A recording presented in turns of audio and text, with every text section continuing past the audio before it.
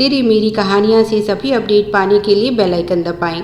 आज की कहानी है बहू बेटी दामाद आए हैं, उनके सामने मेरी नाक मत कटवा देना। नंदिता बाथरूम से नहाकर निकली तो सामने अपनी ननद मानवी को देखकर ठिठक गई। इतनी सुबह सुबह मानवी यहाँ क्या कर रही है? आज उसे और सासू माँ को घर के लिए ज़रूरी सामान की शॉपिंग करने जाना था। शायद इसीलिए मानवी दीदी को सहायता के लिए बुलाया होगा। वह मुस्कुराते हुए उनके पास पहुंची और बोली, नमस्ते दीदी, आज आप ऑफिस नहीं गई? मानवी मुस्कुराई और बोली, तुम्हारी सासू माँ का ऑर्डर था, आज शॉपिंग करने जाना है, जल्दी से घर आ जाओ।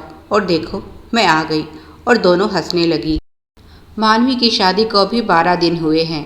कुछ दिन ससुराल में रहने के बाद वह पति विकी के पास यहाँ दूसरे शहर चली आई। ससुराल यहाँ से काफ़ी दूर पड़ता है। विकी और नंदिता दोनों की जॉब यहाँ है। पहले विकी पीजी पर रहता था और नंदिता भी अपनी कुछ सहेलियों के साथ वर्किंग वुमेन हॉस्टल में रहती थी।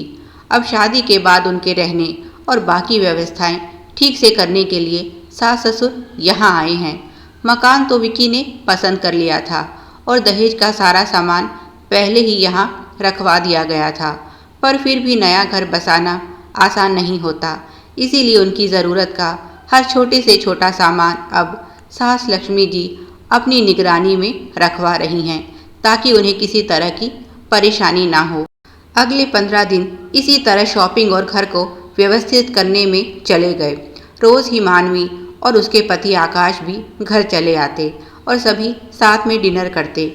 नंदिता को उसका रोज़ आना अच्छा नहीं लग रहा था, पर एक तो नई शादी, ऊपर से इकलौती बड़ी ननद होने के कारण वह कुछ कह नहीं पा रही थी। फिर सोचा शायद माता पिता के कारण दीदी ऐसा कर रही हैं। उनसे मिलने का अवसर वह हाथ से जाने नहीं देना चाहती। उसने तो कहा भी था, दीदी आप कुछ दिनों के लिए यहीं आ जाइए, पर मानवी ने यह कहते हुए मना कर दिया, अगर मैं यहाँ आ गई तो आकाश जी को खाने पीने की परेशानी हो जाएगी, और वैसे भी तुम्हारी मदद के लिए तो मैं समय निकाल कर रोज़ आ ही जाती हूँ।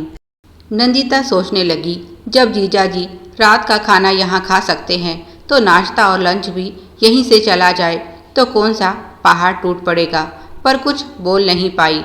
इधर उसकी छुट्टियाँ खत्म हुई, उधर सास ससुर की रवानगी हुई। पूरे 1 महीने बाद वह ऑफिस गई थी। आज काम ज़्यादा था, इसीलिए आने में देर हो गई, तो सोचा खाना आज बाहर ही खा लेते हैं। दोनों तैयार होकर बाहर जा ही रहे थे कि मानवी और आकाश भी आ गए। आज उन्हें यहाँ देखने की आशा नहीं थी नंदिता को। जब मानवी को पता चला कि आज दोनों बाहर खाना खाने जा रहे हैं तो बोली, यह तो बहुत अच्छा हुआ, चलो सभी साथ चलते हैं। सभी ने साथ खाना खाया। खाने का बिल विकी ने दिया।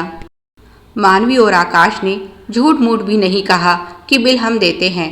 ऊपर से उन्हें दोनों को 500 रुपये मान सम्मान के तौर पर देने पड़े, 100 अलग। अगले दिन फिर यही हुआ। आज फिर मानवी और आकाश खाने के समय पहुंच गए। ऐसा अगले 1 हफ्ते तक चलता रहा। नंदिता बहुत परेशान हो गई और विक्की से बोली, ऐसे तो काम नहीं चलेगा। तुम्हारी बहन और जीजा रोज़ ही यहाँ चले आते हैं। एक शहर में होने का मतलब यह तो नहीं कि वह हमें बिल्कुल भी प्राइवेसी ना दे। और क्या रोज़ उनका यहाँ आना शोभा देता है?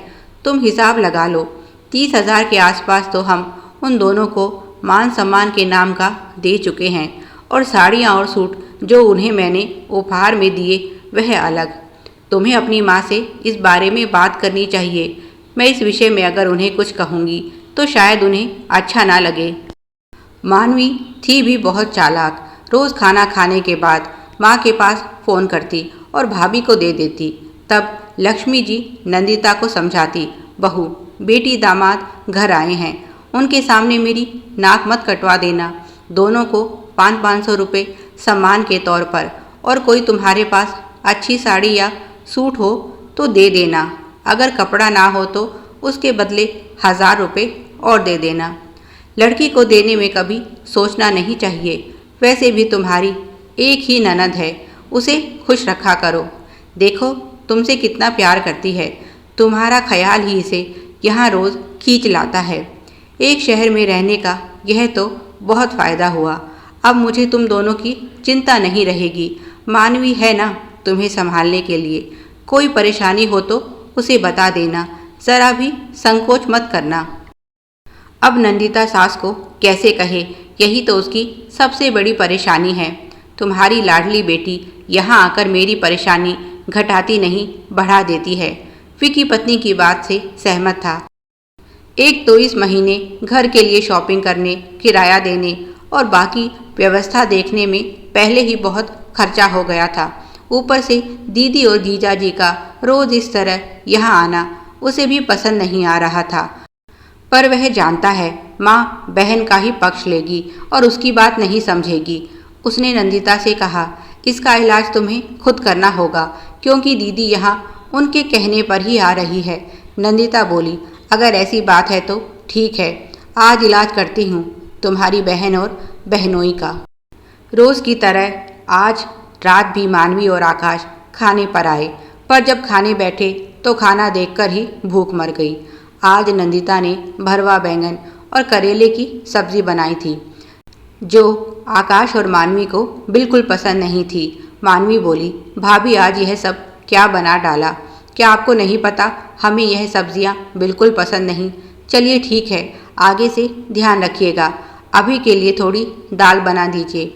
नंदिता बोली, दीदी रसोई उधर सामने है, आपको जो कुछ बनाना हो आप बना लीजिए। मुझे तो बहुत भूख लगी है और आज सब कुछ मेरी पसंद का है।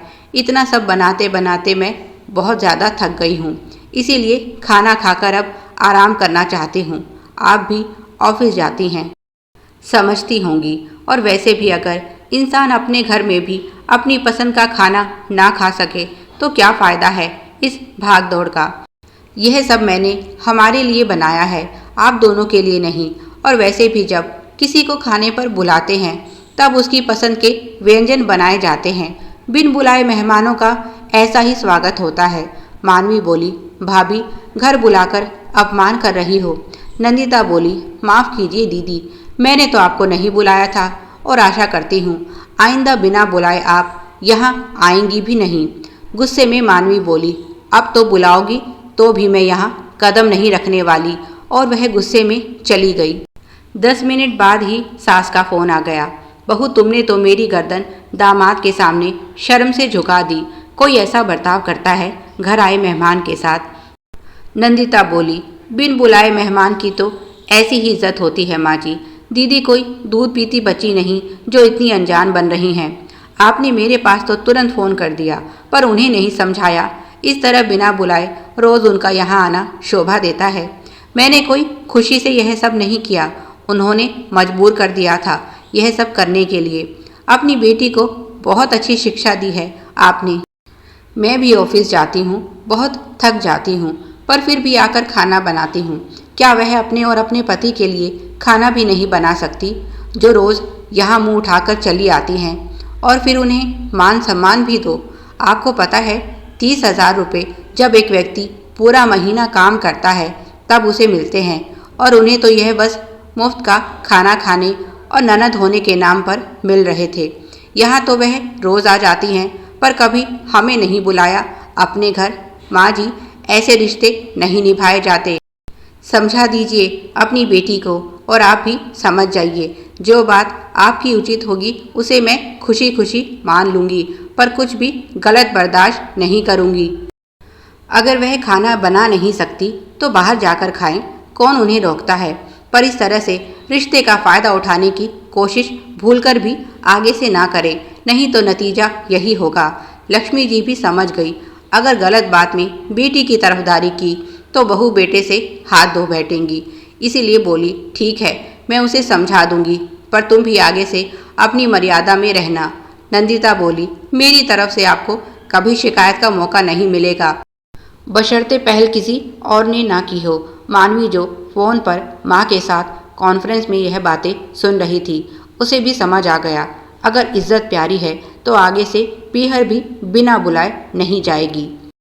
प्यारे दर्शकों, आप सभी की सुविधा के लिए चैनल पर सैकड़ों कहानियाँ विभिन्न प्लेलिस्ट के रूप में उपलब्ध हैं, उन्हें भी पढ़ें और अपना प्यार दें।